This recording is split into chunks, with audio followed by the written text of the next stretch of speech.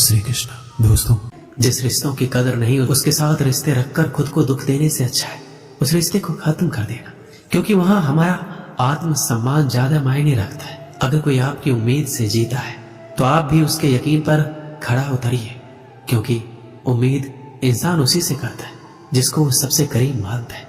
किसी भी चीज को सीखना शुरुआत में भले ही हमेशा कठिन होता है, पर असंभव तो बिल्कुल नहीं होता। इस पल में ही अपनी तरफ से की गई बेहतरीन कोशिश आपको अगले पल में किसी बेहतरीन जगह पर ले जा सकती है। समझदार इंसान वह नहीं जो ईंट का जवाब पत्थर दे, बल्कि समझदार इंसान वो होता है जो फेंके गए ईंट से अपना घर बना ले। खुशियां उन लोगों को जरूर मिलती है जो दूसरों को खुश करने की कोशिश करते हैं। जीवन में खुश रहने का एक ही मंत्र है, उम्मीद केवल खुद से करें, किसी और से नहीं। बहुत समय पहले की बात है, एक किसान अपनी बुरी आर्थिक स्थिति से हार मानकर गांव के एक साहूकार से कर्ज लेता है, लेकिन काफी वक्त बीत जाने पर भी साहूकार का ऋण नहीं चुका पाया। गांव का वह साहूकार बूढ़ा और देखने में बदसूरत था। उसके अनुचित स्वभाव के कारण गांव में कोई उसे पसंद नहीं करता था। किसान के परिवार में उसके और उसकी एक बेटी के सिवा कोई और नहीं था। उसकी लड़की बहुत ही सुंदर और अच्छे स्वभाव की थी। किसान ने उसे बड़े ही लाड़ प्यार से पाला था। वह अपने पिता के साथ खेतों में काम करती, पर एक दिन उसे बूढ़ा साहूकार की नजर उसकी खूबसूरत लड़की पर पड़ी। वह उस पर मोहित हो गया। वह मन ही मन उससे विवाह करने की सोचने लगा, लेकिन उसे पता था किसान अपनी लड़की का विवाह उससे कभी नहीं करेगा, और उसे यह भी मालूम था किसान इस समय ऐसी स्थिति में नहीं है कि उसका कर्ज चुकता कर सके। इन सारी बातों को मन में रख वह स्वयं ही एक दिन किसान के खेत की ओर जाने वाले रास्ते पर जा पहुंचा। रास्ता छोटे छोटे कंकड़ पत्थरों और रोड़ियों से भरा पड़ा था। वह किसान और उसकी बेटी दोनों वहीं पर थे। उसने किसान से कर्ज के विषय में बात करते हुए सामने एक शर्त रखी। शर्त ये थी, अगर उसने अपनी लड़की का विवाह उससे कर दिया तो वह उसके सारे ऋण माफ कर देगा, वो भी ब्याज सहित। साहूकार की इस अजीबोगरीब शर्त से किसान और उसकी बेटी भयभीत हो गए।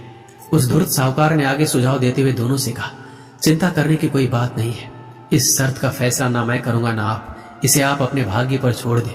इतना कहते हुए अपनी जेब से एक पैसे की खाली पोटली निकाली और उसे दिखाते हुए कहा, मैं इसमें एक काले रंग का और एक सफेद रंग का कंकर रखूंगा। उसके बाद तुम्हारी लड़की को बिना देखे इस पोटली से कंकर निकालना होगा, और यहाँ शर्त ये रहेगी, अगर उसने काले रंग के कंकर को निकाला तो मुझसे विवाह करना होगा और तुम्हारे कर्ज भी माफ कर दिए जाएंगे।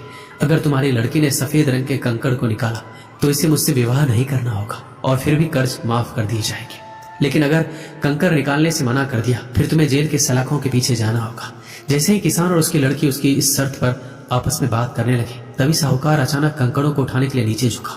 जैसे उसने दो कंकड़ों को उठाया, उसी समय किसान की लड़की की नजर उस पर पड़ गई। उसने देखा साहूकार ने दोनों काले कंकड़ ही पोटली में रख दिए, जबकि नियम के अनुसार होना यह चाहिए था कि एक काले रंग का और दूसरा सफेद रंग का। उसके बाद साहूकार ने लड़की को पोटली से एक कंकर निकालने के लिए कहा। किसान की लड़की ने साहूकार के कहे अनुसार ही पोटली से कंकर निकाला और उसे बिना देखे हुए जानबूझकर कंकर पत्थरों से भरे रास्ते पर धीरे से उछाल दिया, जिससे जल्द ही वह काले रंग का कंकड़ भी अन्य कंकरों में मिल गया। उसके बाद उस लड़की ने झूठा खेद व्यक्त करते हुए कहा, ओह मैं कितनी लापरवाह। साहूकार इस बात से लड़की पर थोड़ा क्रोधित हुआ, लेकिन फिर उस लड़की ने मामला संभालते हुए कहा कि आप चिंता ना करें, अगर आप पोटली खोलकर देखें कि उसमें कौन से रंग का कंकड़ बचा हुआ है तो ये साफ हो जाएगा कि मैंने कौन सा कंकड़ निकाला था, काला या सफेद।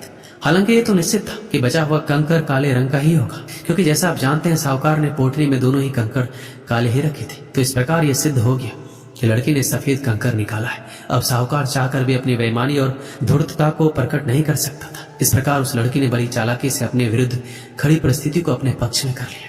इस कहानी से यही सीख मिलती है, समस्या चाहे कितनी भी जटिल क्यों ना हो, हम उसके बारे में सोचने और उसे सुलझाने के तरीकों को बदलकर उसका समाधान आसानी से निकाल सकते हैं। इसलिए समस्या के समय घबराए नहीं, उसका डटकर और बुद्धिमानी से सामना करें। दोस्तों, इस वीडियो में बस इतना है। मिलते हैं अगले वीडियो में। अपना ख्याल रखिएगा। धन्यवाद। जय श्री कृष्ण।